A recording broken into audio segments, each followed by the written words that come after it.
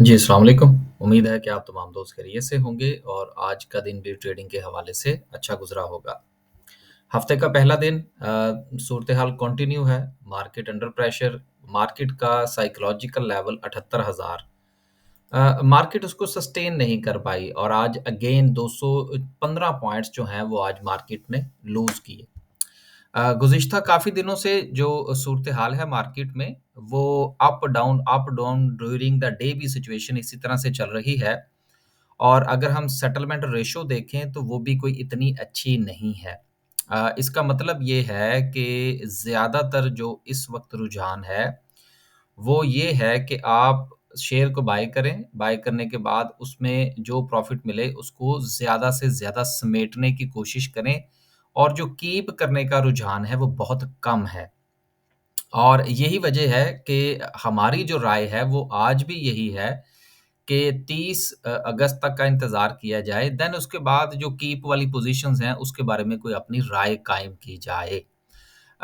अभी तक भी बहुत सारे सवालात जो हैं, वो आप दोस्तों की तरफ से मिल रहे हैं कि जी 30 तारीख की समझ नहीं आ रही। यार देखिए, मार्केट तो समझ में आ रही है ना, अगर 30 तारीख की बात समझ में नहीं आ रही तो।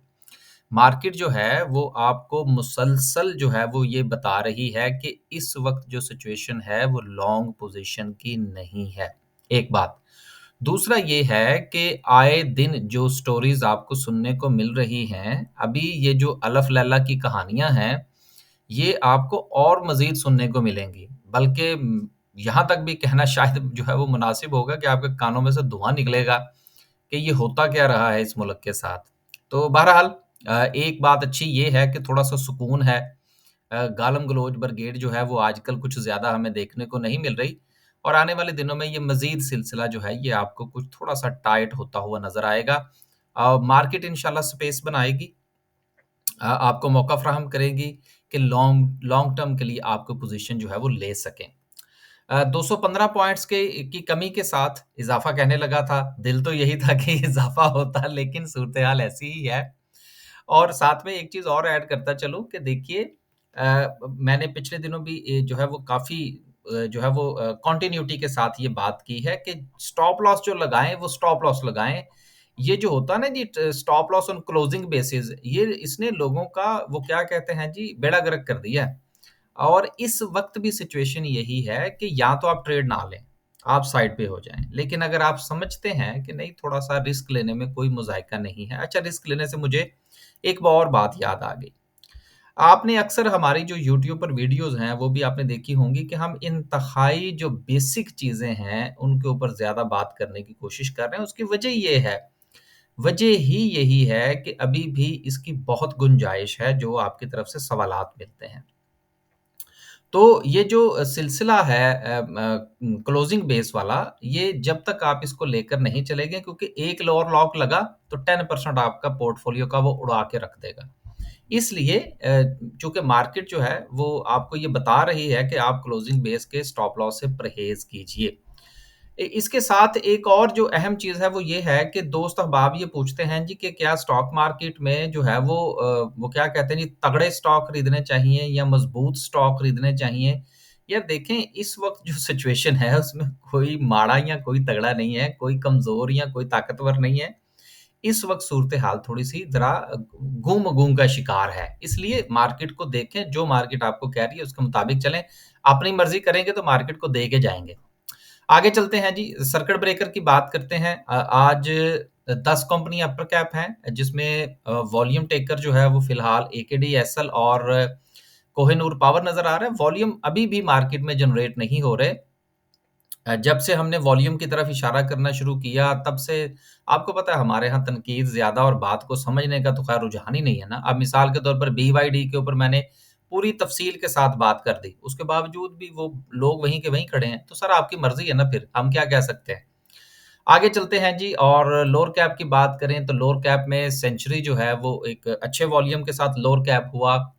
आगे चलें और अगर हम सेक्टर वाइज़ बात करें तो आज कमर्शियल बैंक्स जो हैं उन्होंने 80 पॉइंट्स ऐड किए, पावर जनरेशन ने 41 अब ये देखें, देखने को ये हमें नज़र आ रहा है कि जी कमर्शियल बैंक्स ने 80 पॉइंट्स ऐड किए, पावर जनरेशन ने 41 ऐड किए, देन उसके बाद सिलसिला जो है वो तमाम सेक्टर्स की तरफ से जो है वो पॉइंट्स के निकलने का जारी है। लेकिन इसके साथ ही अगर आप जायज़ा लें तो आपको ये पता चलेगा कि बैंकिंग सेक्टर की परफ़ॉर्मेंस जो है वो माँ सवाए बैंक अल हबीब के बाकी जो है वो डिक्लाइन का शिकार रहे। ये बड़ी इम्पोर्टेंट चीज़ होती है जो कि जिसकी तरफ इशारा करना ज़रूरी है कि आप पूरे सेक्टर को देखेंगे या पूरी मार्केट को देखेंगे तो शायद आप ट्रेड नहीं ले पाएँगे। आप इंडिविजुअल स्टॉक को देखें, क्या स्टॉक में गुंजाइश है? क्या वो आपको मौका दे रहा है? अगर दे रहा है तो ट्रेड करें, अगर वो मौका नहीं दे रहा तो साइड पे हो जाएँ। क्योंकि अगर आप पूरी मार्केट को देखने की कोशिश करेंगे या इन पॉइंट्स के पीछे चलेंगे कि देखें जी कमर्शियल बैंक्स पॉजिटिव है, चलो जी बैंकिंग सेक्टर में पोज़ीशन ले लो, मारे जाएँगे। वेट एंड सी करें, इंडिविजुअल स्टॉक को देखें, देन अपनी ट्रेड बनाइए। आगे चलते हैं, कुछ अनाउंसमेंट्स हैं, उनको भी शामिल करेंगे। पहली अनाउंसमेंट जो है वो बलूचिस्तान व्हील की है, अच्छी अनाउंसमेंट है, ₹18 की ईपीएस और ₹3 का डिविडेंड। उसके साथ सेंचुरी जो है ₹1.30 की अर्निंग, दिया-दिलाया कुछ नहीं, लोअर लॉक पे था। उसके साथ ज़िल है ₹4.70 का लॉस है। अच्छा, आज मुझे सबसे ज़्यादा जो सवालात पूछे गए उसमें ये था जी कि ये बताइए कि क्या जी इस वक़्त जो है वो क्या कहते हैं जी एयरलिंक और ऑक्टोपस दोनों में से किस में पोज़ीशन ली जाए? और आपको पता है कि मैं कुछ ज़्यादा इस चीज़ को मुनासिब ही नहीं समझता कि वीडियो के अंदर जो है वो टारगेट्स दिए जाएँ और ये किया जाए और वो किया जाए। ये सर ये जिस वक़्त चार्ट आपके सामने घूम रहा होता है, उस वक़्त डिसीज़न होते हैं, उस वक़्त देखने में आता है कि क्या करना, क्या नहीं होता। हमने बहरहाल आज एक पोज़ीशन बनाई थी ऑक्टोपस में, वो बेहतर रही हमारी। अब मैं अगर यहाँ पर ये कहूँ कि देखें जी हमने तो बड़े मज़े के साथ आज पोज़ीशंस बना ली, नहीं सर बड़ी मुश्किल से पोज़ीशन निकाली। ट्रेड बनानी बड़ी मुश्किल हो रही थी इस वक़्त, जो इस वक़्त मार्केट की सिचुएशन है। अब हमारे पास वो कोई जादू की छड़ी तो नहीं है, कम से कम मेरे पास नहीं है। तो हमारी आज ऑक्टोपस की कॉल थी ड्यूरिंग द डे 102 की बाइंग थी, हाई इसने 108 का लगाया। अब उसके बाद मेरा ज़ाती तौर पर ये ख़्याल था कि अगर ये 110 के ऊपर क्लोजिंग दे देता है, तो देन इसका जो मोमेंटम है वो थोड़ा बेहतर हो जाएगा। लेकिन 108 के ऊपर ये अपना मोमेंटम कायम नहीं रख सका। ये ऐसा होता है और हमने मार्केट के साथ ही चलना होता है। तो अगर आप हमारा व्हाट्सएप ग्रुप जॉइन करना चाहते हैं, जिसमें स्विंग ट्रेड्स की कॉल्स भी दी जाती हैं, ड्यूरिंग द डे भी होता है, इसके साथ चार्ट की शेयरिंग भी हो रही होती है और साथ में हमारा ये अपडेट्स का ग्रुप है जिसमें जो न्यूज़ हैं कंपनीज़ के हवाले से या किसी और पॉइंट ऑफ व्यू से वो भी शेयर की जा रही होती हैं। तो ये हमारे 2 व्हाट्सएप नंबर हैं। अगर आप हमारा व्हाट्सएप ग्रुप जॉइन करना चाहते हैं, तो इन दिए गए नंबर्स पर राब्ता फ़रमाइए और इन्फॉर्मेशन ले लीजिए। अब चलते हैं वापस और एयरलिंक और ऑक्टोपस के हवाले से बात करते हैं कि ये बहुत ज़्यादा क्वेरीज़ थी कि जी इसका कुछ बताइए। देखिए मैं आज नहीं बताऊँगा, मैंने तो ख़ैर पहले भी कभी नहीं बताया। सिंपल सी बात है कि आपके सामने ये दोनों के चार्ट खुले हैं।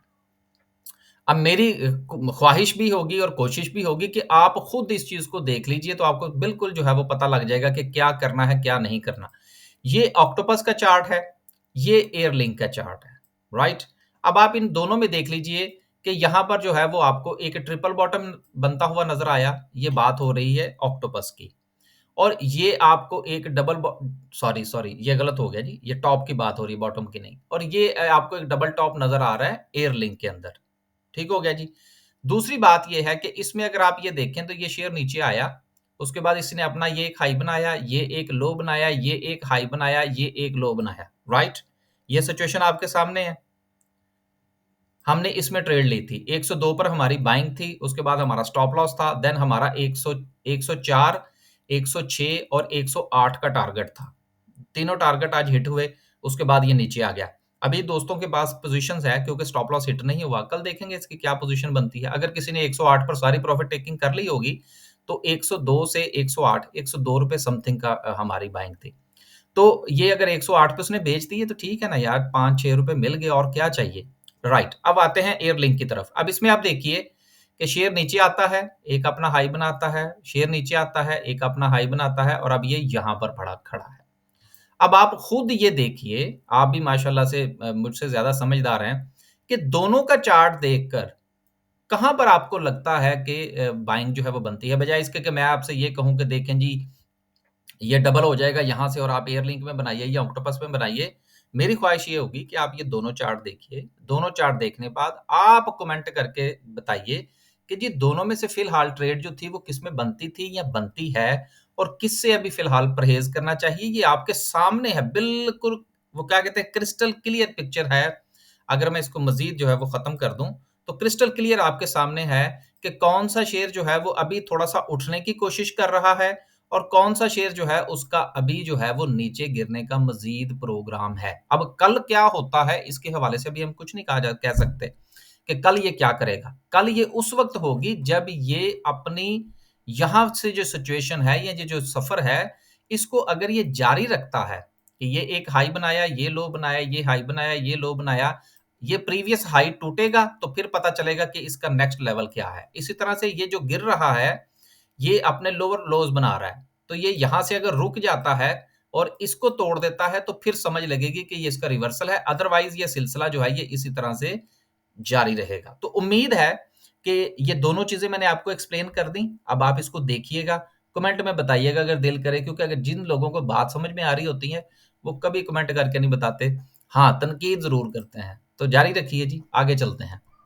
आगे चलते हैं जी इंशाल्लाह ये जो डे की कैंडल है इसको बाद में डिस्कस करेंगे। हमारा व्हाट्सएप ग्रुप जो है वो डिस्कस हो गया। खबर जो है वो के इलेक्ट्रिक के हवाले से है कि के electric set to double Pakistan solar capacity.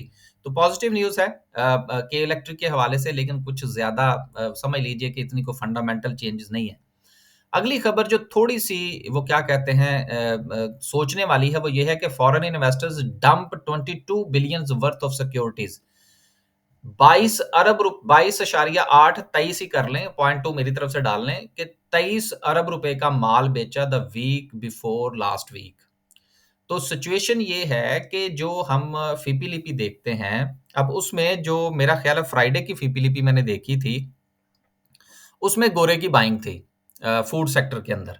अब मुझसे भी ये कहा जाता है जी कि आप इसको क्यों डिस्कस नहीं करते? देखिए बात ये है कि आज आपने देखा फीपीलीपी में कि जी गोरे ने बाइंग की है। अब कल आप बाइंग पे चले जाएँ, गोरा बेच दे, आप क्या करेंगे? बैठे रहेंगे। कहने का मतलब ये है कि अगर आपको कैंडलस्टिक चार्ट समझ में आ रहा है, कुछ समझ आ रही है तो बाय करें, लेकिन इस बिहाफ पर बाय करना कि जी गोरा बाय कर रहा है, अगले दिन गोरे ने बेच दिया, आप क्या करेंगे? लेके बैठे रहेंगे शेयर्स को, क्योंकि आपने तो ट्रेड करना था, आपने कौन-सा कोई लंबी जो है वो पोज़ीशन इस वक़्त बनानी थी। बात ये है कि 22 अरब रुपए का माल उसने बेचा, जो वीक क्लोज़ हुआ, ये अभी जो फ्राइडे वाला वीक था, ये उसकी बात नहीं हो रही है, उससे पहले वीक की बात हो रही है। अब इस वीक का जब डाटा आएगा तो फिर उसको भी इंशाल्लाह कंपाइल करके देखने की कोशिश करेंगे कि वीक ऑन वीक की बुनियाद पर सिचुएशन क्या है। लेकिन राइट एट द मोमेंट अगर आप चार्ट को देखें, तो ये गुज़िश्ता 2 वीक्स जो हैं, ये आपको बता रहे हैं कि सिचुएशन जो है वो किस तरफ जा रही है। बाकी आप माशाल्लाह फ़ीपीलीपी के मामले में मुझसे ज़्यादा समझदार हैं। आगे चलते हैं, अगली खबर जो है वो एफएफबीएल के हवाले से है कि एफएफबीएल का आपको पता है कि एफएफसी के साथ मर्जर हो चुका। इनकी जो ज़मीन थी, वो भी इन्होंने फौजी फाउंडेशन को, यानी कि एक पॉकेट में से पैसा निकाल कर दूसरी पॉकेट में डालने जा रहे हैं। तो ये भी एक अच्छी बात है कि जो एसेट्स हैं, वो भी डिस्पोज़ ऑफ हो जाएँगे, कंपनी जो है वो मर्ज हो जाएगी और सारा पैसा जो है वो शेयर होल्डर के हवाले से या कंपनी के फ्यूचर प्रोजेक्ट्स के हवाले से इस्तेमाल होगा। यानी कि एफएफसी का अब जो वो जायंट बनने जा रहा है। अगली खबर और आखिरी खबर जो है वो चकवाल स्पिनिंग के हवाले से है कि चकवाल स्पिनिंग जो है वो अपना सारा का सारा जो बिज़नेस है, वो तो आपको पता है कि वो बहुत ज़्यादा एंथुसियास्टिक हैं आईटी के हवाले से। तो अपना क्लाउड ऑपरेशंस जो हैं वो पाकिस्तान में जो है वो शुरू करने जा रहे हैं, लॉन्च करने जा रहे हैं, तो यकीनन ये भी एक पॉज़िटिव न्यूज़ है। अब चलते हैं वापस। आज की वीडियो में मैंने काफ़ी चीज़ें डिस्कस की हैं, उम्मीद है कि आपकी तरफ से फीडबैक जो है वो भी इसके रिलेटेड ही आएगा। बात करते हैं आज की कैंडल की। आज की कैंडल में सबसे पहली चीज़ जो मैं काफ़ी अरसे से जिसकी तरफ इशारा कर रहा हूँ, वो ये है कि वॉल्यूम। जब तक वॉल्यूम जो है वो जनरेट नहीं होते, तब तक मार्केट की सिचुएशन बेहतर नहीं होगी। और वॉल्यूम जो है ये वेट एंड सी पर है। इस वक़्त पाकिस्तान में जो खिचड़ी पक रही है, जो कि अगले चंद दिनों तक तैयार भी हो जाएगी और जिन्होंने खानी है वो खा भी लेंगे। तो ये जो खिचड़ी पक रही है, इसकी वजह से जो ना सिर्फ़ के लोकल बल्कि जो फॉरेन इन्वेस्टर है, वो भी वेट एंड सी पर है।